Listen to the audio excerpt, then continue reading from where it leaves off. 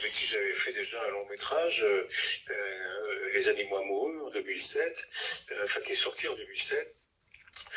Puis je suis allé voir d'autres producteurs. Enfin bon, Jean-Pierre Bailly, mon producteur de 2007 des Animaux Amoureux, m'a dit non, écoute, au bout de 2 ans, ton projet, grosso modo, il intéresse personne. Donc si tu trouves quelqu'un d'autre comme producteur, vas-y, pas de problème. Et puis en fait, j'ai été voir différents producteurs, dont certains m'ont dit mais vous n'y pensez pas faire un film sur un arbre pour le cinéma, donc non. Et puis un jour en 2017, donc vous voyez, entre 2009 et 2017 quand même, j'avais toujours cette idée dans la tête. En 2017, je rencontre Michel Seydoux en Sologne et je le revois 3 semaines après à Paris, dans son bureau, et je lui parle de ce projet de ce chêne, comme pour moi, avec une espèce d'idée d'un immeuble avec tous les animaux à tous les étages. Et je vous jure que c'est vrai, au bout de 53 secondes, Michel me dit « Ah mais écoutez, parce que évidemment, au premier rendez-vous, on se voyait, écoutez, ce projet m'intéresse, c'est formidable, c'est une idée géniale, etc. Allons-y. » Donc en 53 secondes après ma rentrée dans son bureau, donc Michel Seydoux était d'accord pour le produire. Et puis petit à petit, à force de discuter, à force d'avancer, Michel Seydoux en tant que producteur ne voulait pas que ce soit un documentaire animalier comme on les voit souvent, comme ceux que j'ai fait depuis 43, 44, 45 ans maintenant.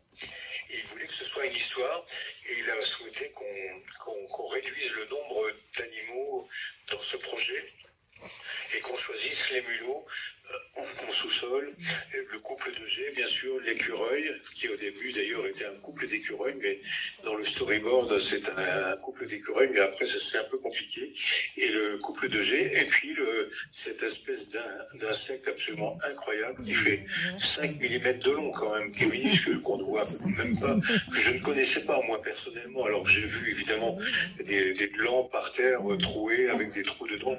Je m'étais jamais posé la question. Et donc avec le balanin, les mulots et puis les écureuils, donc on a écrit une histoire. Michel a beaucoup travaillé avec Michel Fessler comme scénariste. Il y a eu ensuite le storyboarder Vincent Copperet qui a fait un storyboard magnifique. Donc tout ça a pris du temps et puis en 2018-2019, on s'est mis à tourner.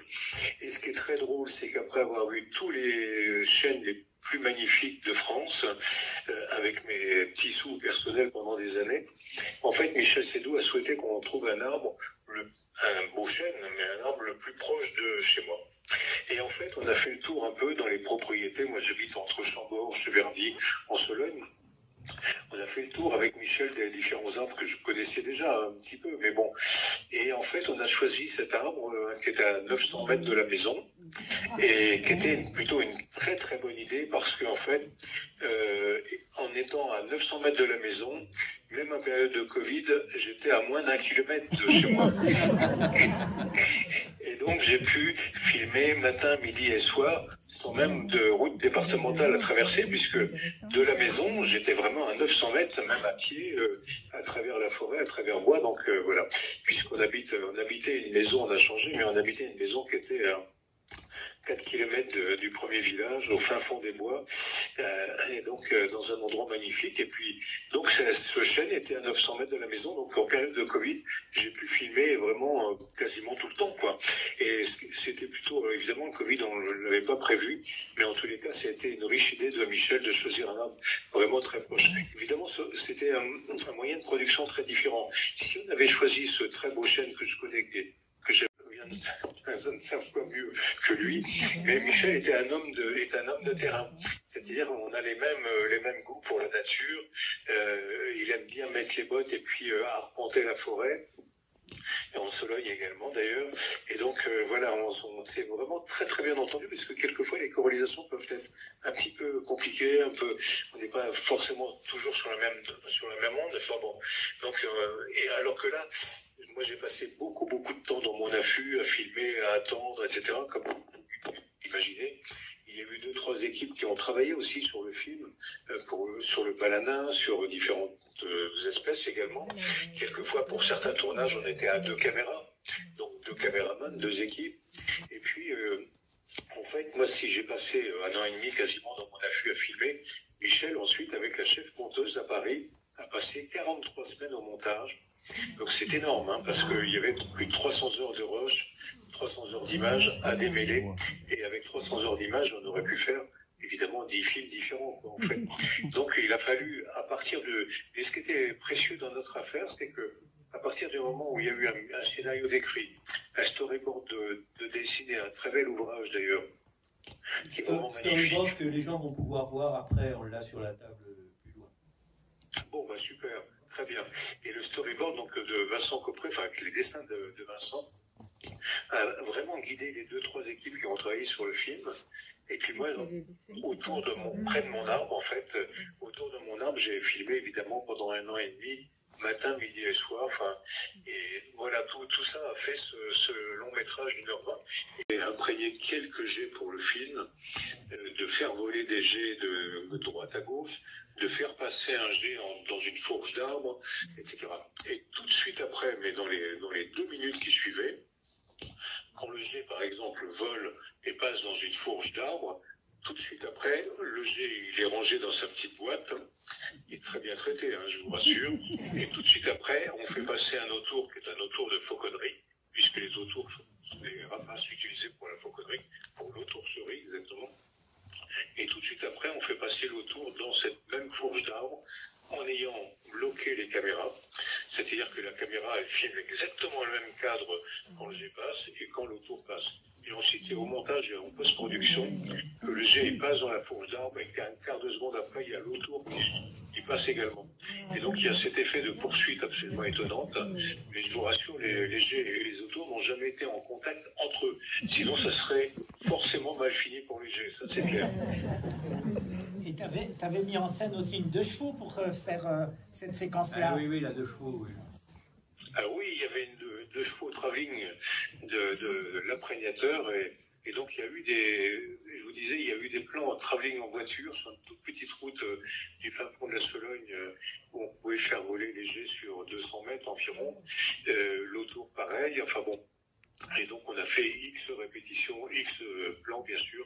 Et c'est ce que je disais tout à l'heure, hein, c'était une séquence qui est très courte dans le film, mais avec beaucoup d'émotion et qui marche très bien. Est-ce que tous les animaux ils ont été filmés au même endroit au niveau du chêne ou il y a plusieurs endroits où vous avez filmé?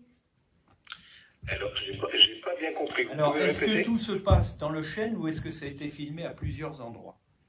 Alors il y a eu 2 ou 3 chênes différents. Mais l'essentiel, allez, 85-90% du film se passe vraiment dans notre chaîne. Après, il y a eu pour les images, par exemple, de mulots sous terre. Il y a eu des terriers qui avaient été installés, évidemment, sous notre chaîne.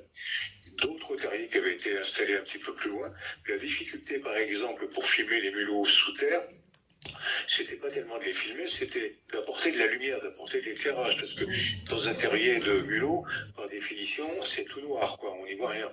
Et donc, c'était apporter de la lumière sans perturber les mulots, sans que ça apporte de la chaleur, bien sûr. Et donc, c'était surtout la grosse difficulté. Après, les filmer, c'était tout à fait sympathique, ils n'avaient rien à faire, qu'il y ait un objectif qui soit au milieu de leur terrier.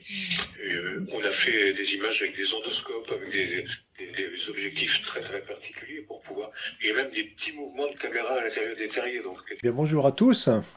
Alors, est-ce que tout va bien, Daniel? La mise au point, le cadre, le contraste? Parce que quand j'étais à l'école photo, je me rappelle, tu râlais souvent parce que je faisais des photos un petit peu trop contrastées. Donc là, il faudrait vraiment que ce soit très très bien. Eh bien, écoutez, alors l'aventure du chêne, c'est une aventure qui a duré quand même pas mal d'années parce que j'avais cette idée depuis très très longtemps en tête. J'avais envie de faire un film sur un beau chêne, comme si c'était un espèce d'immeuble en fait, avec des animaux à tous les étages, depuis le sous-sol jusqu'au dernier étage. Et d'ailleurs notre projet au départ s'appelait l'Arbre de Noé. on avait fait une plaquette avec un dessin de Dominique Mention avec plein d'animaux, d'oiseaux surtout, représentés à tous les étages.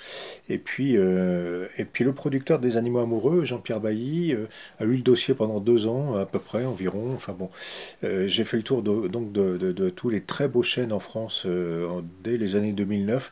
Et ensuite, Jean-Pierre a eu ce dossier, il l'a proposé à gauche à droite. Et puis 2 ans après, il me dit, bah, écoute, ton film là, franchement, personne n'en veut.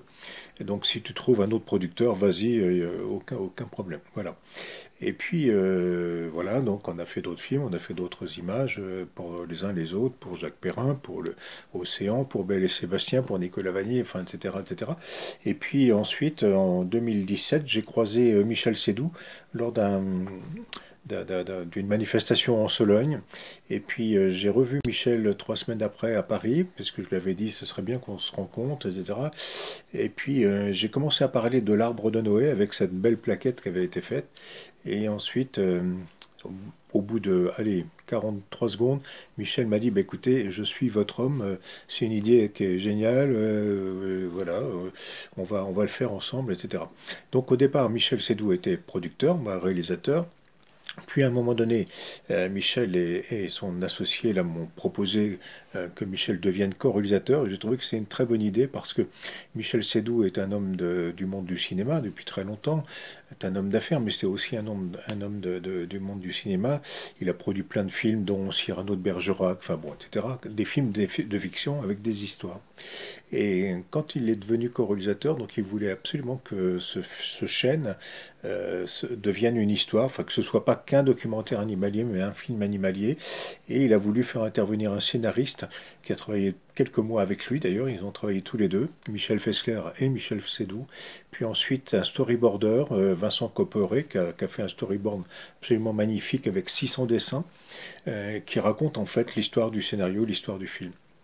Et puis on s'est mis au travail, on a travaillé, on a filmé pendant 1 an et demi, et après avoir vu tous les chênes d'un peu partout en France, finalement, on a choisi un chêne qui était à 900 mètres de la maison, beaucoup moins incroyable que certains que j'avais vus à gauche et à droite, dans les Deux-Sèvres, en Normandie, dans le sud de la France, mais en tous les cas, donc on a choisi un chêne à 900 mètres de la maison, ce qui nous a permis, bien évidemment, dès que l'orage arrive, dès que la neige se met à tomber, dès que la pluie devient forte, d'être sur place avec notre chaîne 10 minutes après, la caméra étant dans mon placard, dans mon bureau, quoi.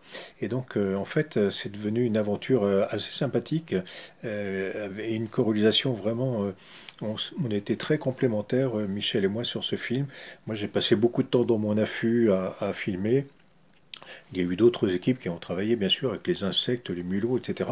Et puis Michel, ensuite, a passé 43 semaines en montage image, plusieurs semaines pour le bruitage, plusieurs semaines pour la musique, la post-production, etc., etc. Et moi, j'allais souvent à Paris, presque toutes les semaines. Donc, du coup, il y avait un regard neuf sur ce qui avait été fait la semaine précédente. C'était une complémentarité, vraiment, en termes de réalisation. Et puis ensuite, en plus, quand le montage a commencé, moi, je tournais encore des images. C'est-à-dire que j'avais de temps en temps un coup de fil de Michel Seydoux qui me disait ben voilà, ce serait bien que tu fasses un plan du chêne avec la lune à gauche, à droite, enfin, etc., pour raccorder avec telle séquence. Donc voilà, ce film a été vraiment une aventure formidable. Et là, aujourd'hui, alors que le film est sorti depuis 1 an, on n'est pas très loin des 500 000 entrées. On continue à le présenter. Michel Seydoux et moi, on fait des séances un petit peu partout, à gauche, à droite. Et puis, il est sorti en Allemagne, voilà 1 mois seulement.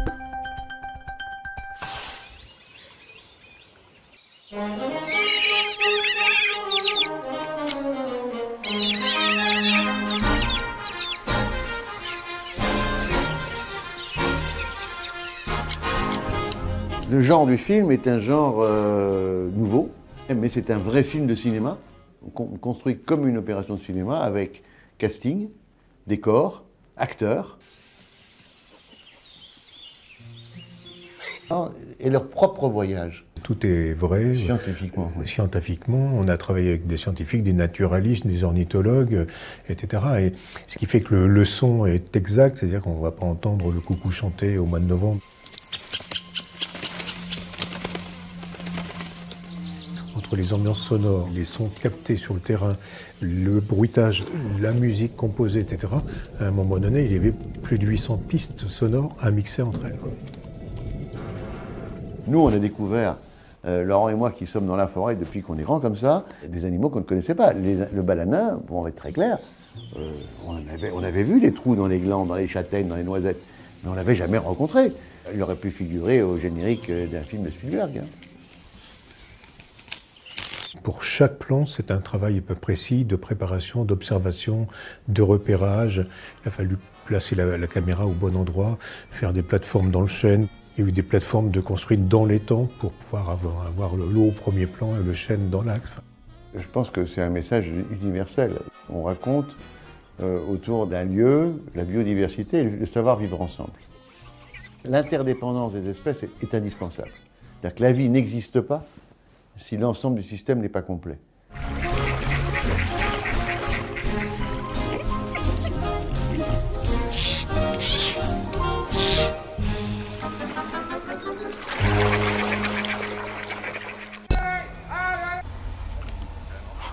Le petit souci au lâcher, faut qu'on change les oiseaux, on se remet en place.